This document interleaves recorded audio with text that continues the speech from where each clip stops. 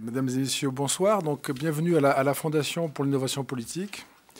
Très heureux d'accueillir ce soir Dominique Schnapper pour une discussion autour de son livre L'esprit démocratique des lois. L'esprit démocratique des lois qui est publié chez Gallimard dans la collection NRF Essai. Très heureux de vous accueillir ce soir, Dominique.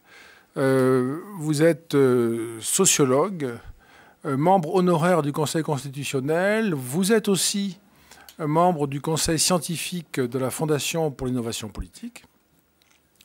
Vous avez écrit plusieurs ouvrages sur la question démocratique, sur la figure du citoyen, sur la question de la communauté politique.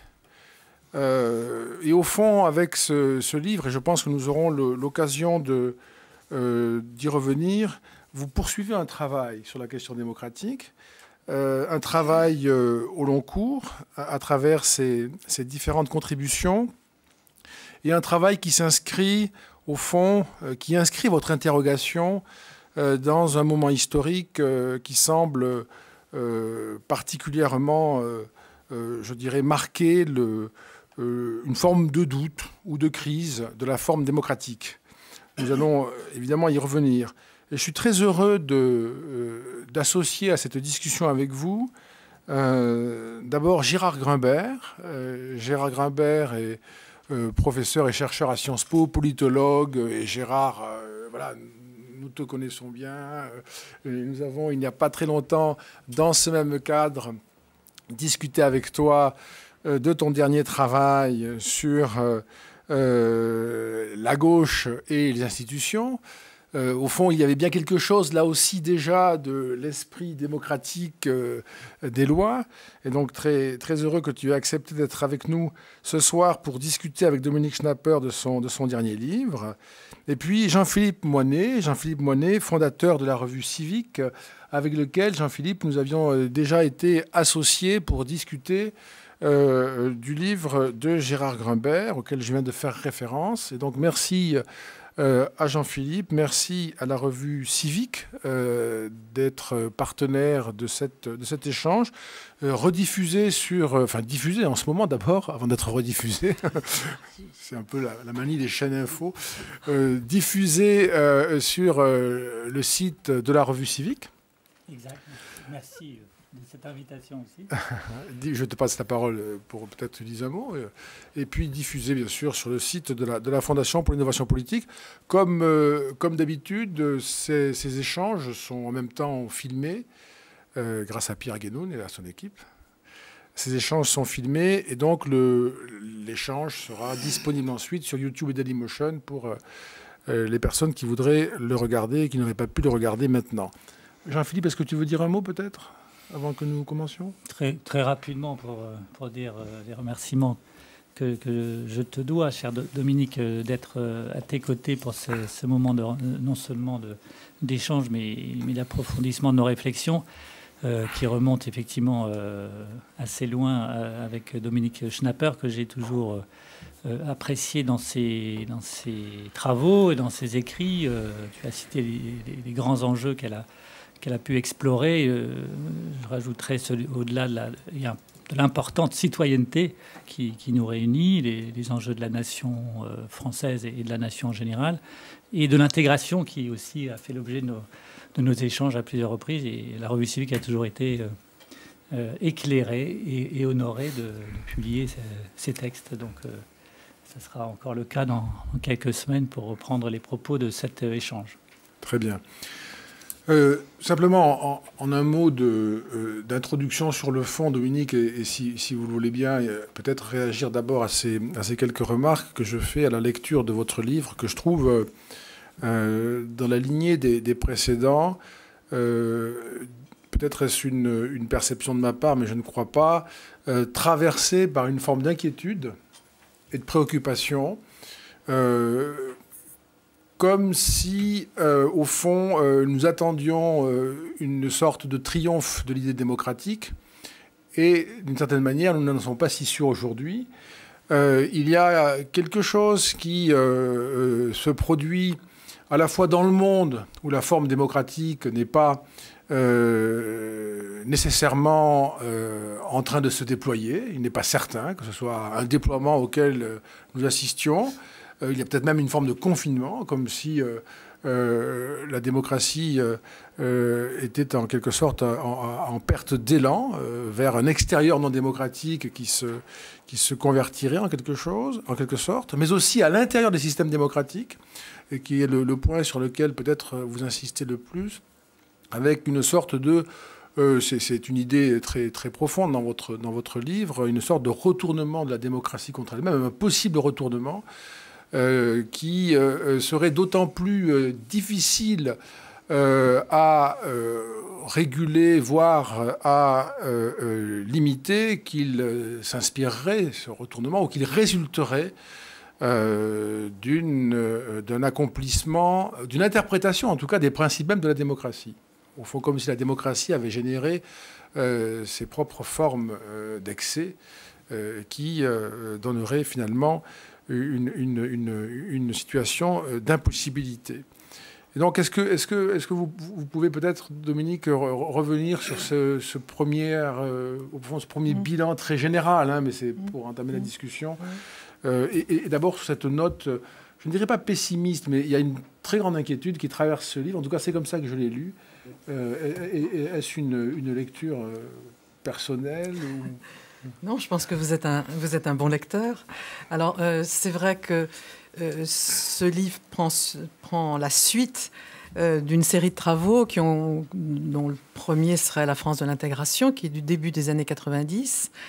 Et rétrospectivement, je me rends compte que c'était au lendemain du mur de Berlin. Enfin, j'avais pas eu le sentiment que ça avait un certain rapport, mais c'est vrai qu'il y avait certainement à l'époque un rapport un petit peu différent à la démocratie, puisqu'après tout, on l'a pas trop dit, parce qu'il faut toujours soigner la susceptibilité des Russes. Mais enfin, la démocratie venait de gagner la guerre froide de 89-90.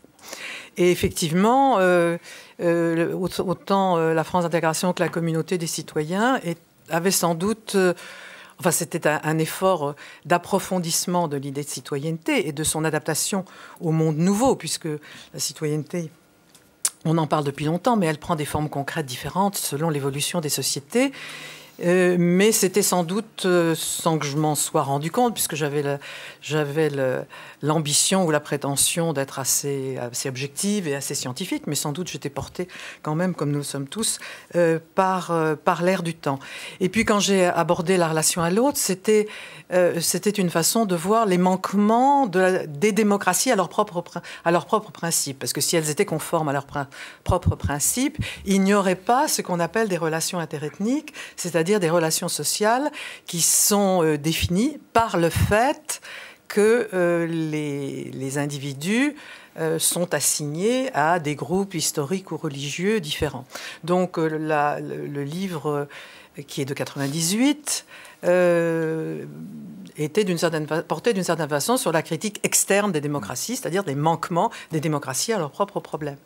Et l'inquiétude a commencé, si je puis dire, avec la démocratie providentielle en 2002, quand j'ai essayé d'analyser la manière dont la providentialisation, enfin un État-providence excessif, risquait de miner l'idée même de citoyenneté, puisque d'une certaine façon, quand l'aspiration au bien-être déborde les principes du citoyen, il y a le risque que la démocratie elle-même soit mise en cause. Et ce livre s'efforce d'intégrer cette dimension du danger de l'État-providence, enfin de la providentialisation de la société, avec quelque chose de plus général et de plus profond, et sans doute avec, comme vous l'avez lu, plus d'inquiétude, puisque là, l'analyse ne porte pas sur les manquements des démocraties à leurs propres principes, mais sur le risque de voir les démocraties devenir si démocratiques, entre guillemets, c'est-à-dire accentuer tellement leurs principes qu'elles se mettent à les trahir. D'accord. On peut dire, enfin d'ailleurs, on peut dire que l'actualité électorale européenne n'est pas contradictoire avec ces analyses. Voilà, ne fournit pas de raison. Elle ne démontre pas leur vérité, mais elle montre qu'on peut avoir certaines inquiétudes. Il y a un aspect dans votre travail que je trouve particulièrement adapté à des interrogations présentes, qui concerne d'ailleurs la question de la communauté, qu'on retrouve dans l'esprit démocratique des lois, et qui est au fond le sentiment d'une sortie de l'homogénéité. Comme si les sociétés démocratiques aujourd'hui se pensaient comme des communautés au pluriel, ce sont des thèmes qui sont importants pour vous et familiers, mais comme si au fond l'autre n'était plus le même, ou comme s'il n'y avait plus de même chez l'autre, et au fond une sorte d'hétérogénéité subjective perçue, remettant en question des mécanismes qui sont fondamentaux lorsqu'il s'agit de définir l'égalité et même des outils pratiques ensuite du type redistributif. Je ne crois pas que je le formulerai exactement comme vous l'avez formulé. Il me semble qu'un minimum d'homogénéité, c'est-à-dire un minimum d'adhésion au même principe, aux principes communs et à l'expression dans l'espace public est nécessaire pour qu'on puisse vivre ensemble selon la citoyenneté. Le problème est de savoir jusqu'à quel point les populations réunies par cet espace public commun, celui de la citoyenneté, peuvent être différentes les unes des autres. Et il me semble que dans les sociétés telles qu'elles évoluent aujourd'hui, nous sommes beaucoup plus tolérants. La société démocratique, c'est sa grande vertu, est très tolérante aux différences.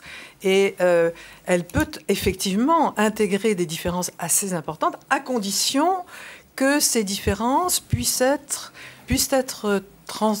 transcendées par la citoyenneté commune. Et le problème n'est pas dans l'hétérogénéité elle-même, mais dans la possibilité que cette hétérogénéité soit effectivement transcendée par la citoyenneté commune.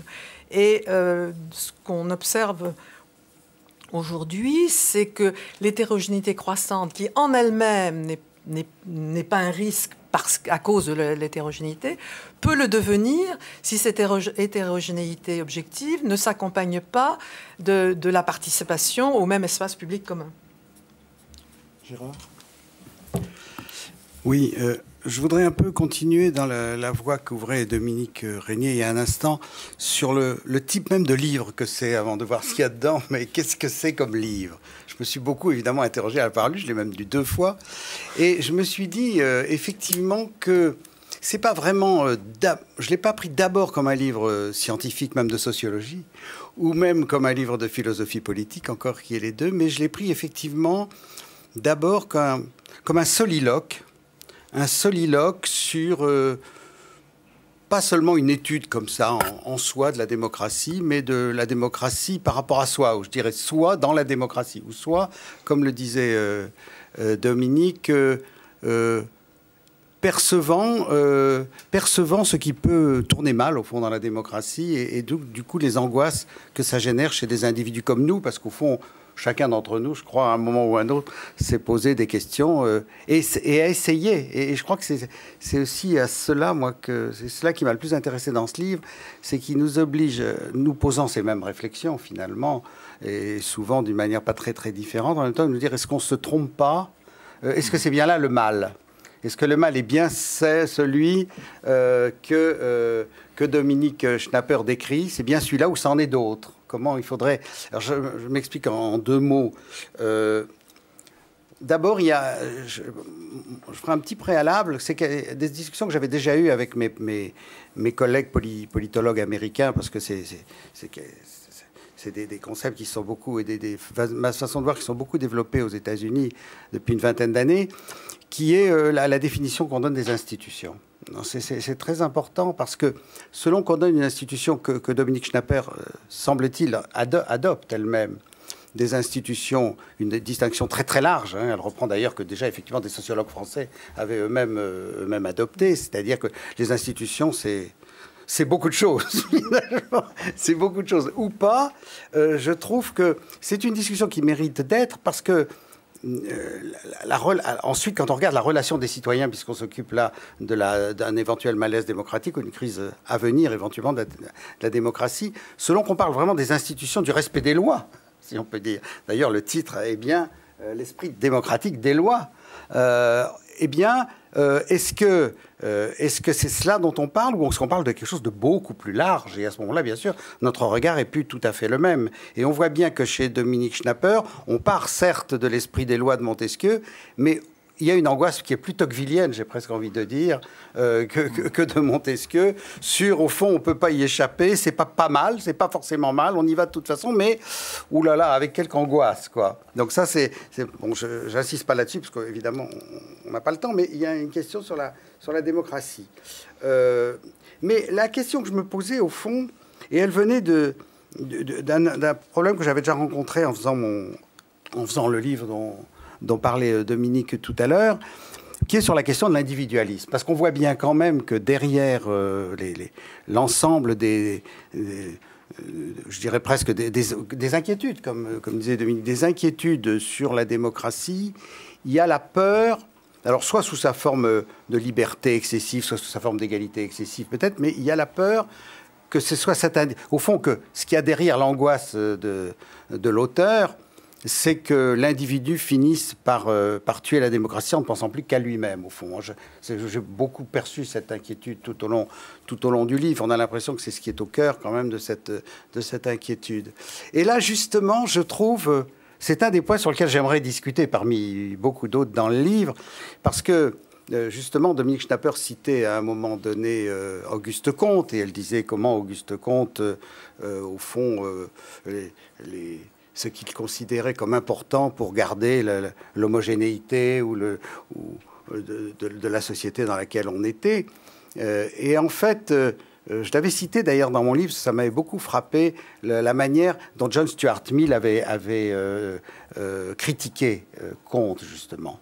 Et au nom, au fond, de l'utilitarisme benthamien, c'est-à-dire en disant, finalement, après tout, est-ce que le bonheur public, c'est pas la somme des bonheurs individuels? Et ça, c'est une chose qui est toujours restée pour moi une vraie question, qui n'est pas résolue, franchement, qui n'est pas résolue. Mais je me méfie beaucoup en même temps d'aller trop loin dans l'autre sens, presque celui que recommande Dominique Schnapper, c'est-à-dire si on n'est pas des bons citoyens vertueux et si on ne pense qu'à soi-même et à son propre épanouissement, eh bien la démocratie est en danger. C'est une question sur laquelle j'avoue que je ne dirais pas que j'ai une réponse inverse, je dirais que je n'en sais rien. Je ne suis pas absolument certain de ça. Je pense que précisément la démocratie, et c'est ce qui fait son charme d'ailleurs, vous le dites dans les premières pages, c'est quand même qui permet précisément aux individus de s'épanouir et de s'épanouir librement.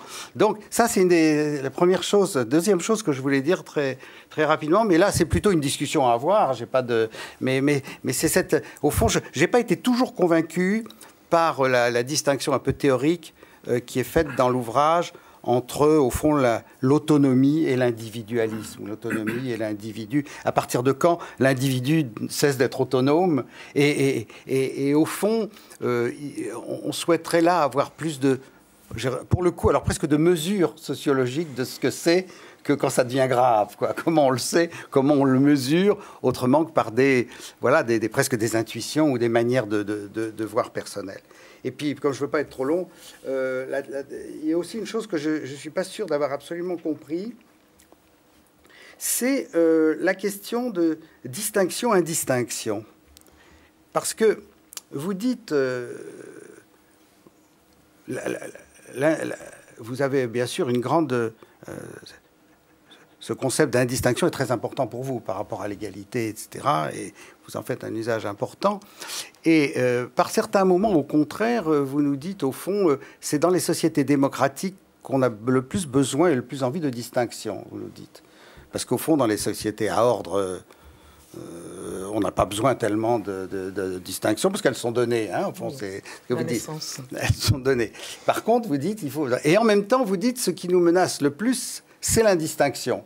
Et du coup, je ne sais pas quel est le vrai danger dans celui que vous signalez le plus dans cette chose. Et puis alors, bon, évidemment, comme c'est un ouvrage qui est essentiellement centré sur l'autodévoration de la démocratie par elle-même.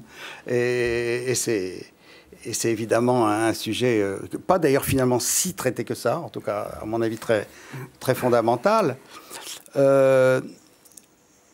Vous en allez jusqu'à reprendre, ça m'avait frappé à l'époque, ce que disait Kolakowski quand il disait, au fond, la démocratie est le pire ennemi d'elle-même, hein, ou quelque chose comme ça. Je ne me rappelle plus la phrase exacte. Je crois que vous la citez, d'ailleurs, dans le livre. Hein, son pire ennemi. Oui, c'est ça, son pire ennemi, peut-être. Bon. Et là, j'avoue que j'ai beaucoup plus peur des autres quand même que de nous-mêmes, quoi. Voilà, pour dire un mot. Voilà, on peut avoir peur des deux. Ah, oui, alors on peut avoir peur des deux. Mais je dois dire que... Alors évidemment, j'aurais peut-être pas dit ça il y a 1 an ou 2 ans, vous savez. Mon pessimisme accompagne le vôtre. Mais aujourd'hui, quand je regarde le monde, je reprends ce que disait Dominique, avec lequel malheureusement je suis de plus en plus d'accord. Il se peut que cette fameux horizon indéfini de la démocratie représentative, il reste un horizon pour assez longtemps quand même. Je suis plutôt inquiet, moi, plus inquiet de ça. Et du coup, je me dis, sans d'ailleurs changer du tout les interrogations qui sont les vôtres, il me semble qu'il y a un volet qu'il faudrait peut-être ajouter, sans s'apesantir sur quel est ce danger des régimes totalitaires ou pseudo-totalitaires, ou etc. Parce que quand on voit Chine plus Russie, on n'est quand même pas fiers, hein, entre nous. Bon, c'est de se dire comment nos démocraties aussi faibles que les faiblesses que vous-même vous décrivez dans votre livre, cette faiblesse de la démocratie et ces faiblesses, d'après ce que vous dites, de plus en plus grandes finalement. Parce que il me semble que vous décrivez une tendance quand même, une tendance lourde. Donc, et dans cette démocratie de plus en plus faible, justement, est-ce qu'elle n'est pas trop faible pour se défendre par rapport aux régimes qui ne le sont pas? C'est pas quelque chose, c'est pas une critique, c'est au contraire un élément que je trouve qui pourrait être aussi. Est-ce qu'elle a cette défense, non seulement vis-à-vis d'elle-même, c'est le sujet de votre livre, mais aussi vis-à-vis des autres. Et là, c'est un sujet qui m'intéresse aussi beaucoup par les temps qui viennent. Voilà. Mais ceci dit, pour dire un mot pour en finir avec cette intervention, je pense que ce qui m'a frappé dans ce livre, c'est à quel point vous balayez vraiment presque systématiquement. On n'a pas exactement posé de la même façon, résolu de la même façon, mais c'est bien les questions qu'on se pose quand même. Tous les jours, on se dit, tiens, oui, là, qu'est-ce qui se passe sur ça? Il se passait ça, il se passe ça. Tout ce que vous dites sur l'évolution du mariage, sur la question des recherches en biologie, sur plein de choses qu'on voit tous les jours, ou sur lesquelles on s'interroge. Et c'est quand même extrêmement important, et je crois très, très bon que l'on puisse discuter de manière, je dirais, un peu sérieuse sur ces questions.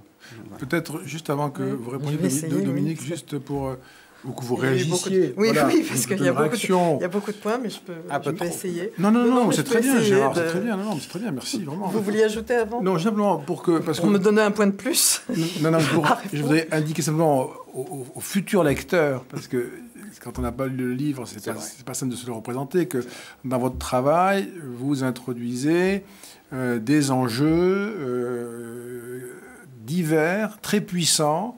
Par exemple, Gérard, il faisait référence à la mortalité, hein, la privatif, la mortalité, la possibilité...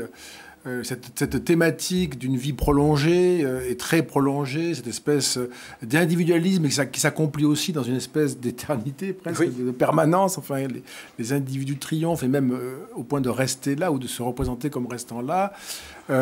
Sur les transformations des débats autour politique à partir de la question du genre, le mariage, comme le disait à l'instant Gérard. Et donc c'est un livre qui prend avec lui toute une série de ressorts qui sont en train de se détendre. Et donc en le lisant, voilà, on est à l'intérieur de votre réflexion sur la démocratie, on saisit, ça charrie, ça prend avec tous ces phénomènes dont on sent la puissance, dont on sait bien qu'ils ne vont pas s'arrêter parce qu'on va leur demander d'aller moins vite. C'est probablement pas comme ça que ça va se passer. Et il y a presque, à un moment donné, on est pris par un sentiment d'entropie quasiment. Bon, je vais essayer de répondre parce que Gérard a évoqué a évoqué plusieurs thèmes. Alors Pierre Asner, que je voyais hier, faisait la réflexion que ça partait de Montesquieu et que finalement ça arrivait au pessimisme de Tocqueville. Bon. Alors je me suis sentie quand même en grande compagnie. Rassurez-vous, je ne me prends pas ni pour l'un ni pour l'autre. Alors je voudrais juste... oui, vous avez raison. On peut dire que derrière le risque de transformation de la liberté en licence et de l'égalité en indistinction, c'est finalement la question de l'individualisme et du privilège de l'individu sur toute forme du collectif. Alors, je suis trop sociologue pour penser que les individus d'une société sont animés par l'idée de la transcendance et de la citoyenneté. Mais malgré tout, pour rester tout à fait dans le concret, le moment où, à aucun moment, ni chez les hommes politiques, ni chez les citoyens, l'idée d'un intérêt qui ne soit pas strictement le sien n'apparaît plus, ben là, je crois qu'il y a un risque de dérive. Alors, bien entendu, il est tout à fait naturel que son propre intérêt soit spontané, immédiat et le plus répandu, mais qu'à aucun moment il y ait ce sentiment que peut-être il faut tenir compte d'un intérêt plus général. Et il me semble qu'il y a un petit peu le danger que nous observions cela dans le monde politique où, je veux dire, la logique de l'intérêt immédiat, c'est-à-dire de sa propre réélection, sa propre élection ou réélection, ne soit pas de temps en temps contenue par l'idée que tout de même ce serait bien pour la collectivité ceci ou cela. Et alors c'est ce moment-là où concrètement on oublie cette dimension qu'on risque de... C'est la même chose pour la distinction entre autonomie et indépendance. L'autonomie veut dire, bien entendu, l'intérêt de l'individu, et c'est une des vertus de nos sociétés, de nous permettre de rechercher notre propre intérêt, en donnant, je veux dire, à intérêt le sens le plus large. Mais en même temps, il faut tout de même que cette recherche de soi soit quelquefois contrôlée par le sentiment de l'autre et le sentiment du collectif. Et le moment où ça dérape, c'est le moment où ce dernier sentiment risque de disparaître. Alors, il y a à la fois... vous avez touché à deux problèmes de fond, distinction et indistinction. C'est-à-dire le souci... et de même que tout à l'heure, on avait dit qu'il y avait à la fois... menace extérieure sur la démocratie et menace intérieure. De la même façon, la démocratie peut être attaquée à la fois par ses manquements et par son excès.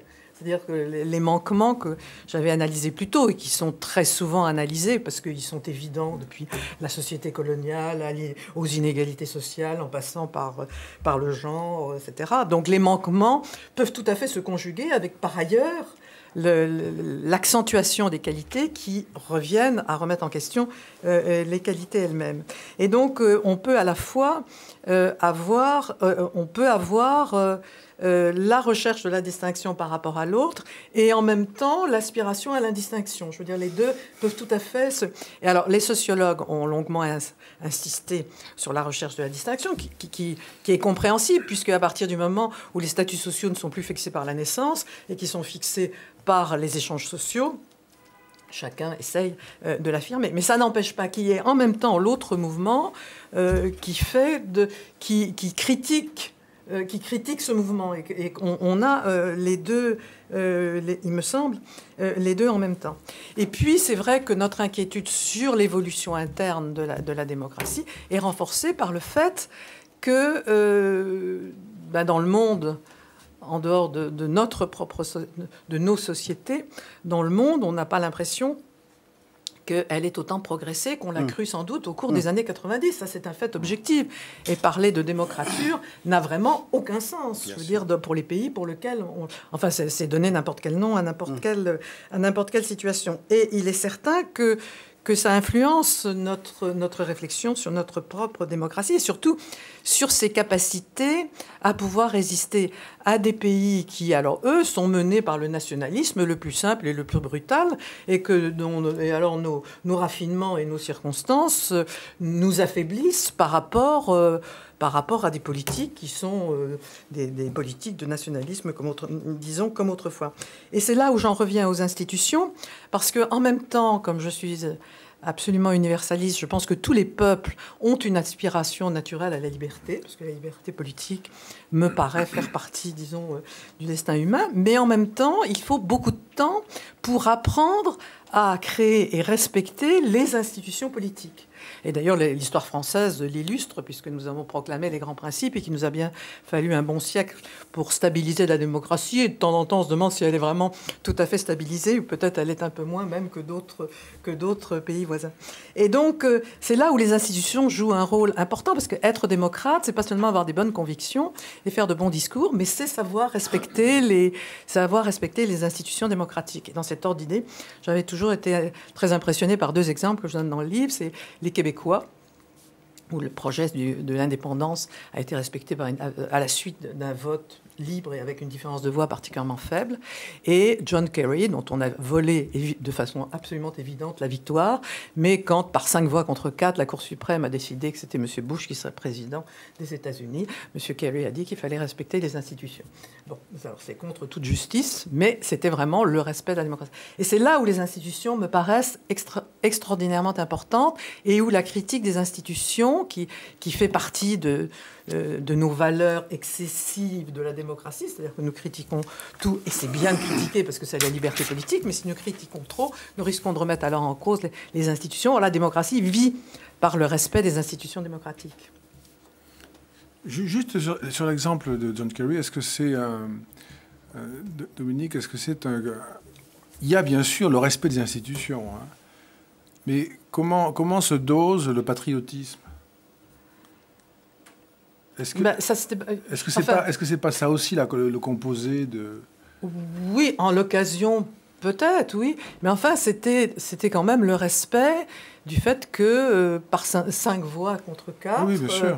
La Cour suprême avait décidé, il était à peu près clair que les votes dans un certain nombre d'États... Enfin vous connaissez l'épisode. Moi, ça m'a beaucoup impressionné parce que c'est John Kerry qui a dit « c'est très bien, c'est fini ». Mais au fond, pour le dire autrement, est-ce qu'il y a une part d'affect dans cette adhésion? Là, vous touchez au grand problème avec lequel j'ai une discussion indéfinie avec Pierre Manant. Est-ce que la démocratie suppose la nation, ou bien est-ce que le lien, la nation est le patriotisme, ou bien peut-on imaginer une citoyenneté au niveau infranational ou supranational? Vous savez que pour Pierre, la démocratie suppose la nation, elle suppose les liens nationaux, c'est-à-dire le patriotisme, faute de quoi elle ne peut pas. Et que là, nous avons... une discussion qui d'ailleurs sera réglée d'ici quelques siècles, mais nous ne serons plus là pour le voir, quand on verra si effectivement on a pu créer des sociétés démocratiques en dehors des liens que l'histoire nationale a permis de créer entre les individus démocratiques. Oui, dans les nombreux thèmes majeurs que vous traitez avec acuité dans cet ouvrage, il y a celui que je retiens parmi d'autres qui me paraît encore plus d'une extrême modernité et actualité, celui de la crise de la représentation, que vous mettez à plat au cœur de votre ouvrage. Vous disiez tout à l'heure, à juste titre, que les différences en démocratie et en République, puisqu'il y a ce couplage démocratie-république qui caractérise la France, les différences doivent être transcendées par une ou la citoyenneté commune et des valeurs communes de la République.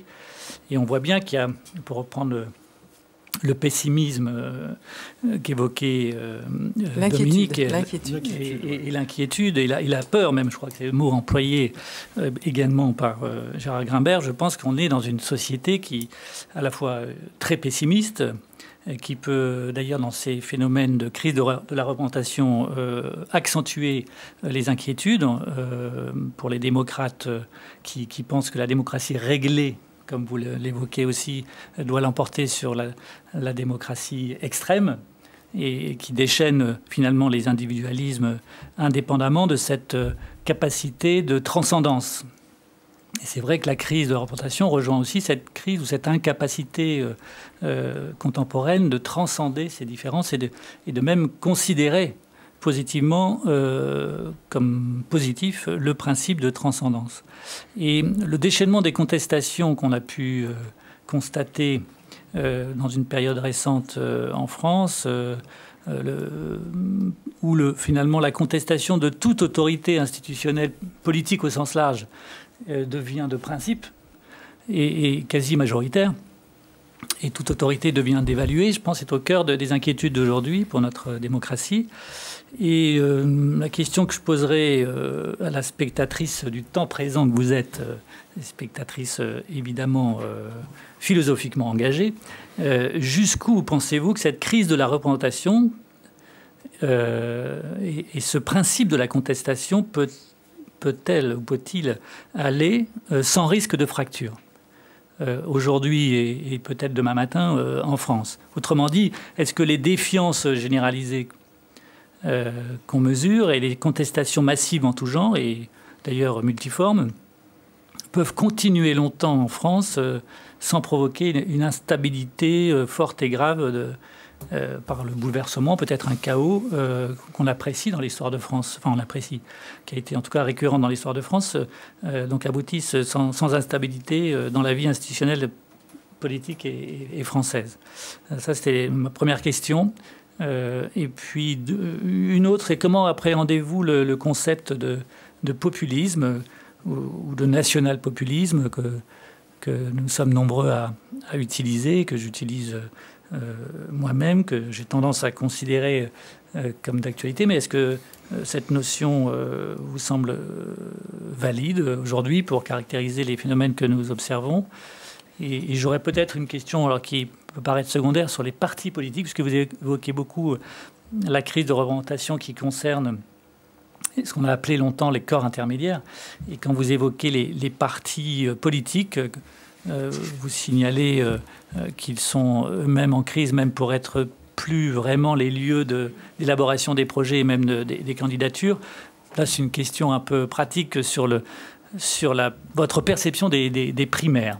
Mode de sélection des candidats qui s'est répandu plutôt récemment dans le champ politique français, mais où, à droite notamment, à l'UMP en particulier, il y a des oppositions de principe qu'on voit encore très actuellement, par exemple du côté de l'ancien président de la République, Nicolas Sarkozy, Henri Guénaud, qui refuse ce principe. D'autres soutiennent ce principe, par exemple Alain Juppé, et au-delà des intérêts que les uns et les autres peuvent y trouver. Quel est votre point de vue sur cet apport ou non démocratique que seraient les primaires pour les partis politiques et celui-là en particulier, mais pas seulement? Oui, je vais essayer de répondre. Il me semble que la crise de la représentation va plus loin que simplement le fait de ne pas voter. Aux États-Unis, on ne vote pas beaucoup et les Américains sont très patriotes. Donc il y a des formes différentes. C'est vrai qu'en France, on votait beaucoup. La France est une nation très politique et l'accroissement de l'abstention lors des votes a un sens. Mais enfin, il faut encore nuancer parce qu'on vote encore pour le président de la République. On vote pas mal pour le maire. C'est vrai qu'on ne vote pas pour les élections supranationales, c'est pour les élections qu'on vote moins pour les élections européennes. Et surtout que c'est les vieux, les riches et les diplômés qui votent plutôt que les autres. Donc, ce qui en soi n'est pas une bonne chose. C'est très bien résumé. Je souris parce que c'est l'apport de la maison Sciences Po que je résume, non? 75% des 18-34 ans n'ont pas voté aux élections européennes. Oui, c'est ça. C'est les vieux, les riches et les diplômés qui votent. Alors, on ne sait pas si c'est un effet d'âge ou un effet de génération. Si c'est un effet d'âge, c'est pas grave parce qu'ils deviendront vieux, diplômés, etc. Si c'est un effet de génération, c'est plus grave parce que ça remet en question. Mais je crois que la crise de la représentation, donc il faut nuancer selon les pays, selon les élections, et que le fait de voter n'a pas un sens immédiat ni toujours le même. La crise de la représentation est plus profonde, c'est-à-dire que si l'individualisme est excessif, personne ne peut me représenter sinon moi-même. C'est-à-dire le fait même de déléguer ce qu'on est contraire à l'idée qu'on peut se faire de soi-même comme auto-souverain. Or, nous sommes dans une république représentative et par conséquent, il y a un espèce de principe qui risque de fonder l'idée même de représentation qui a fondé la seule forme de démocratie qui a fonctionné jusqu'à présent, c'est-à-dire la démocratie représentative qu'on a inventée à la fin du XVIIIe siècle. Et donc, il y a quelque chose de plus qui dépasse la simple participation électorale pour représenter, je crois, un danger profond dans une démocratie qui s'accentue. Alors pour le populisme, à côté de Dominique Régnier, j'ose pas donner ma définition parce que c'est lui qui est le spécialiste, et je n'ai pas de définition, si je puis dire, qui corrige la sienne. C'est-à-dire c'est l'appel à un peuple ou à une nation suivant les vocabulaires, avec la remise en question de tout ce qui est corps intermédiaire et de tout ce qui est institution légitime reconnue. Et là, on observe, là, c'est un fait d'expérience, et il l'a très bien analysé, dans tous les pays européens en ce moment, des formes qui sont assez différentes selon les traditions historiques de tel ou tel pays, des formes de mouvements qui en appellent aux arguments qu'on peut appeler ethniques, et qui en appellent au peuple comme entité un petit peu abstraite, mais qui sert de critique systématique des représentants, enfin de l'élite politique. Mais évidemment, si l'élite politique donne des arguments pour se faire critiquer, il y a un mouvement d'effets réciproques qui risque d'être redoutable. Quant aux primaires, honnêtement, j'ai pas beaucoup d'avis là-dessus. Ça dépend beaucoup des traditions des différents pays. Aux États-Unis, il est normal d'avoir des primaires. Ça fait partie de des institutions politiques telles qu'ils les respectent. C'est-à-dire que la confrontation à l'intérieur les deux grands partis sont très hétérogènes, et la confrontation à l'intérieur de chacun des partis est au moins aussi importante. Et voilà, comme leur constitution est très très bizarre, mais elle remonte à la fin du XVIIIe siècle, et elle est légitime parce qu'elle est légitimée par le temps. Alors, en France, à droite, il y a peu de traditions politiques, il y a peu d'idées politiques, et donc les primaires n'ont été évoquées que parce que le Parti socialiste avait semblé, en tout cas dans la première étape, réussir ses primaires. Maintenant, on le critique plus parce qu'on n'est pas sûr que le résultat des primaires était celui qui aurait été le meilleur. Mais bon, c'est normal. Mais en principe, ça peut être un instrument démocratique. Ça l'est pas systématiquement, mais éventuellement, ça peut l'être. Je vois mal dans l'état actuel de l'UMP comment des primaires résoudraient leurs problèmes. On va voir si, mais ça ce sera Gérard qui pourra nous l'analyser beaucoup mieux que moi, de savoir si, étant donné le résultat qu'a eu, le candidat qui est sorti des primaires la dernière fois, ils sont disposés à recommencer avec le même, sans le même, enfin voilà. Mais tout ça est très politique, et la position successivement pour ou contre les primaires à l'intérieur de l'UMP, c'est vraiment des positions qui sont liées à l'intérêt que chacun... à l'analyse de l'intérêt que chacun fait de sa propre situation. Moi, ça m'a frappé, pour revenir à l'absence d'intérêt général, le passage au quinquennat qui a été décidé par Jospin et Giscard, uniquement parce qu'ils voulaient le mettre contre Chirac. Dans les deux cas, c'était contre Chirac. Aucun d'entre eux, apparemment, ne s'est posé la question de savoir si c'était bon pour le système politique de passer du septennat au quinquennat. Alors, je ne sais pas si c'était bon ou si c'était mauvais, mais enfin, ça a eu évidemment des tas de conséquences. Et les positions de Jospin et Giscard étaient uniquement animées par leur combat contre Chirac. Alors, c'est le moment où les démocraties risquent de dériver, c'est-à-dire que je n'ai pas eu le sentiment qu'à aucun moment, l'un ou l'autre d'entre eux s'est demandé si les conséquences que ça aurait sur le fonctionnement politique étaient plutôt une bonne chose pour notre système politique ou pas. Et là, je m'inquiète.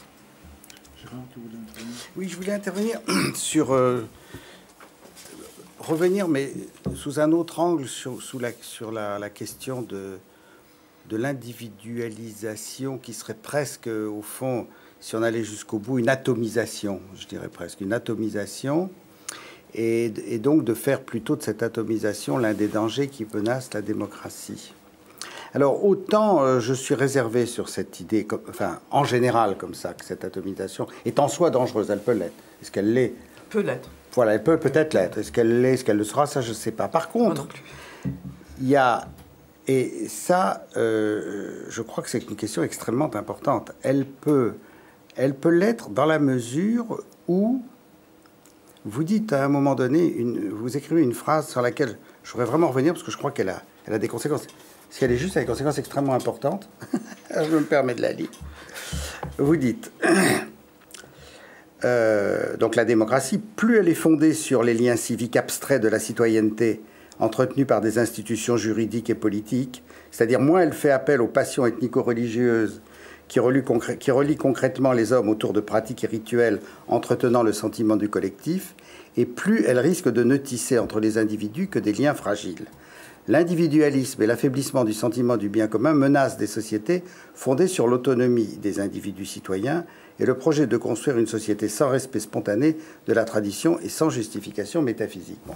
Si on prend ces deux phrases, et si maintenant on les met dans un contexte, qui est le contexte par exemple de notre pays, dans les années qui viennent, où vous avez une revendication non plus d'individus ou d'atomes, mais d'une fraction de la société importante, d'une minorité, qui se reconnaît par une identité, elle, passionnée et religieuse, l'islam, pour parler de cela, et qui, elle, estime justement, effectivement, qu'une société qui n'a pas de fondement religieux est une société condamnée, et en tout cas mauvaise, et que cette société, il faut... Et donc, qui estiment et qui mèneront un combat, et qui le mènent, pas seulement en France, pour justement, non seulement imposer une religion, mais la leur. Et donc, là, la question... Alors, vous dites ça, mais sans l'aborder sur l'angle sur lequel je l'aborde, mais au fond, il me semble que on pourrait l'aborder tout à fait dans cette là, parce que si vous avez raison, et si je fais une bonne analyse de la situation de la France, là, pour le coup, la démocratie, pour le coup, est très menacée. Non pas directement par le fait que les individus seraient des individus, enfin, que les citoyens deviendraient des individus, mais par le fait que ces individus, eux, seraient démunis par le fait qu'ils ne sont plus croyants, qu'ils n'ont plus de patriotisme, etc., ils sont simplement des individus, ils seraient démunis de toute capacité de résister à des minorités qui, elles, voudraient leur imposer un mode de société avec des arguments forts, parce que justement, ils répondraient à ce que vous appelez la force de la passion religieuse, ou d'une nation, tout ce que vous voulez. Donc, vous voyez, là, si on met les deux en parallèle, enfin, on met ensemble, à ce moment-là, on peut se poser des questions, effectivement, on redevient très grave. Oui, je suis bien dans votre avis. Et je pense en effet que les liens du civisme, c'est-à-dire les liens de la rationalité et du respect des institutions par-delà des différences, sont des liens d'abord qui sont difficiles à établir. L'histoire le montre, parce qu'il faut apprendre ce type de liens, et que ce sont des liens qui sont fragiles, effectivement.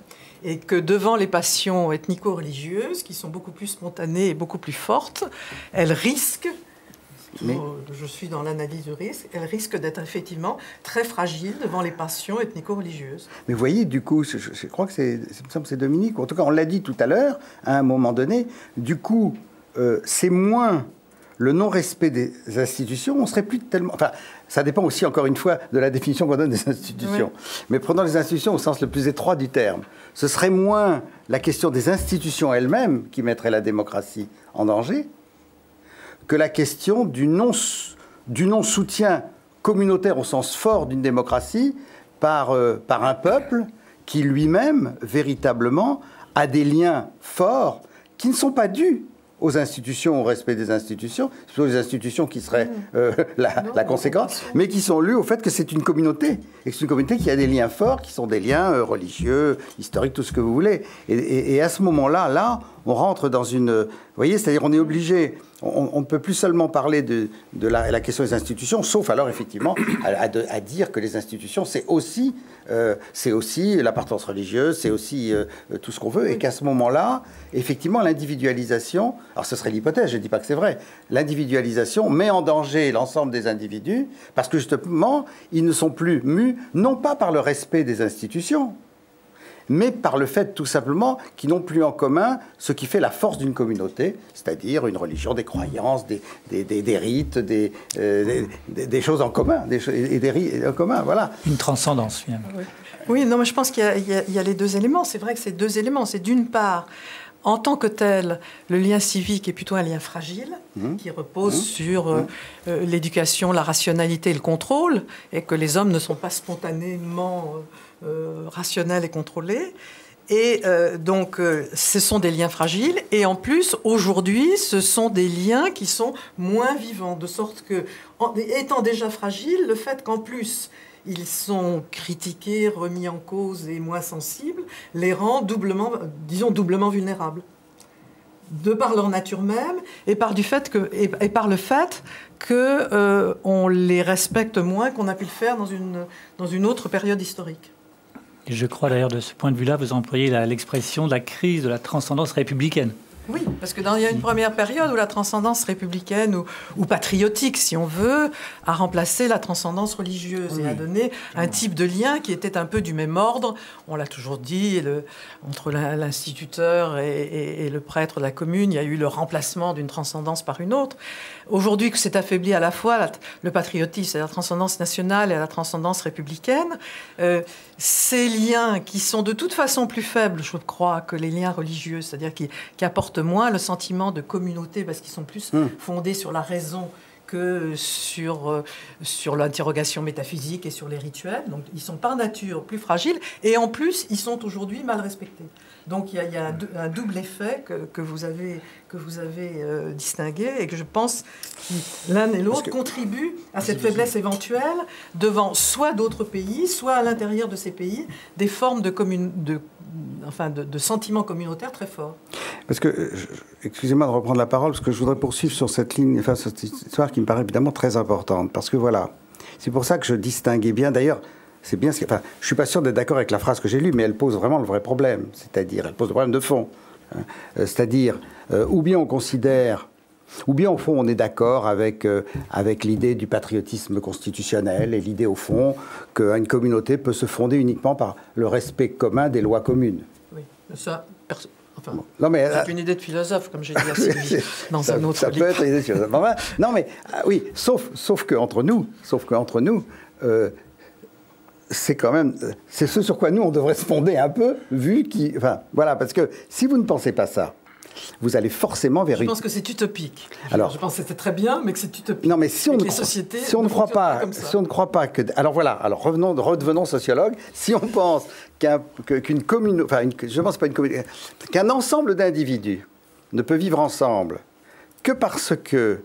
enfin, il peut vivre ensemble s'il a un ensemble de lois auxquelles il obéit, voilà. Ça nous suffit, au fond. Ça, ce serait la démocratie à minima à la fois que vous défendez et qui vous fait peur d'une certaine façon, hein, ou alors, et ça c'est plutôt ce qui se passe d'ailleurs en Europe, je ne parle même pas de la question d'islam et je ne parle même pas des questions des mouvements de population, mais tout simplement en sens inverse, ce qui se passe, c'est-à-dire l'ethnicisation de la démocratie partout. Partout. La tendance formidable, comme ce qu'on voit par rapport à il y a 30 ans, c'est quand même les États sont en train, quand ils ne sont pas ethniquement homogènes, ils sont en train de se défaire, et quand ils deviennent ethniquement non homogènes, ils se crispent. Donc c'est-à-dire que effectivement, là, vous avez sans doute raison, mais si vous avez raison, ça veut dire que les États tels qu'on les entend, et même la démocratie telle que vous l'entendez, d'une certaine façon telle que vous la défendez dans votre livre, et par exemple celle qui est la nôtre, ou dans d'autres pays européens, est effectivement en danger. Hein. Mais je dirais moins à cause de l'individualisation que de la perte, enfin on peut appeler ça individualisation, que de la perte des liens forts de communauté. Mais là encore, je m'arrête là. On parlait tout à l'heure sur la question du vote et de la participation. Mais la faiblesse relative, parce que vous avez eu parfaitement raison de parler de l'élection présidentielle, et puis ça dépend des périodes, mais la diminution relative de la participation politique, elle est due aussi à l'individualisation de la société. Parce qu'avant, sans même remonter à Tocqueville, qui nous explique comment il mettait ses paysans sur la place, et puis 2 par 2, il les emmenait voter, non mais même sans remonter à Tocqueville, on sait comment avant les gens votaient beaucoup, mais on sait comment ils votaient. Et ils étaient pris par des institutions, par des gens qui leur disaient voilà, on va faire ça, on va voter, etc. Ça n'existe plus.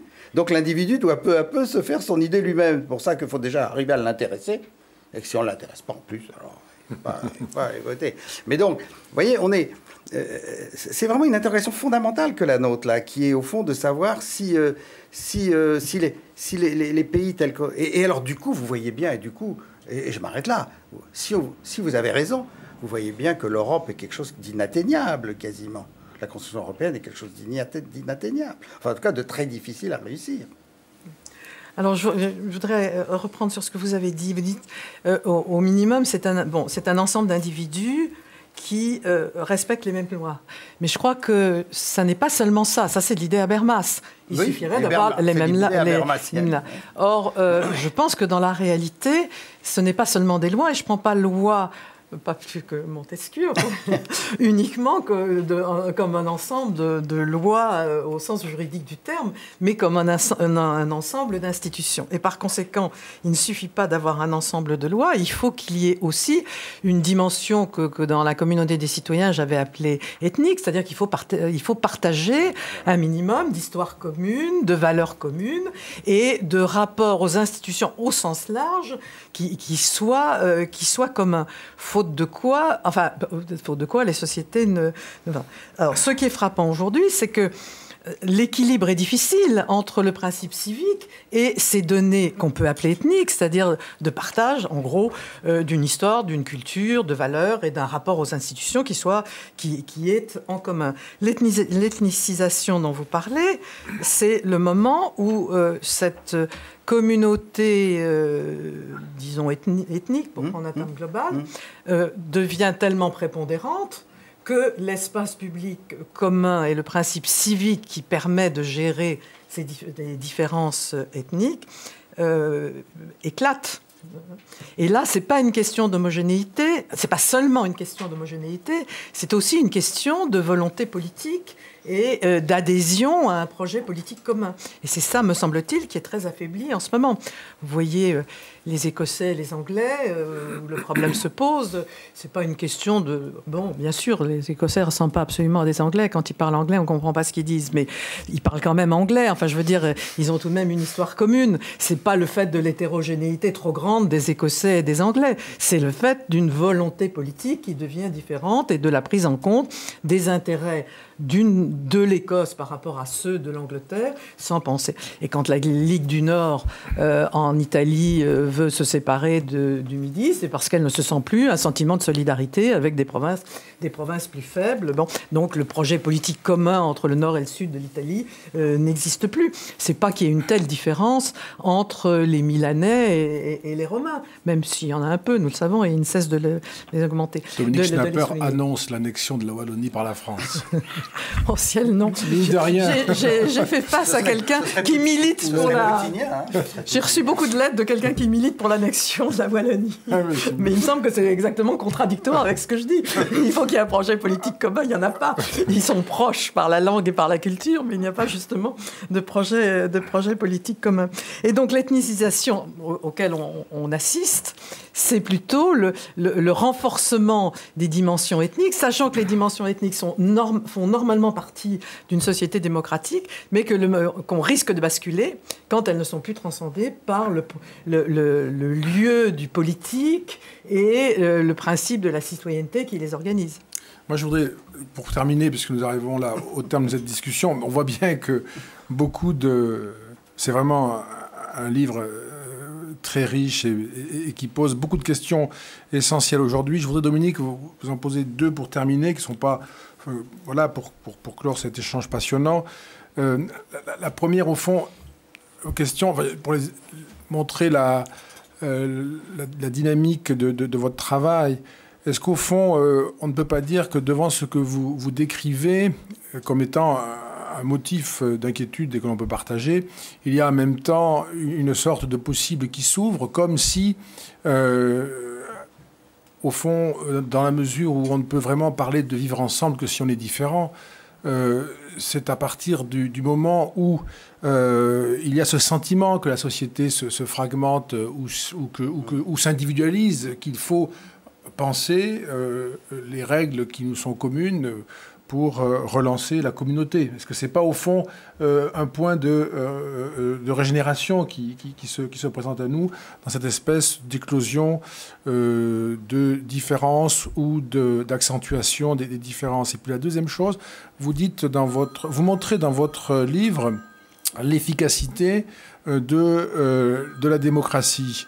Il y a une efficacité historique.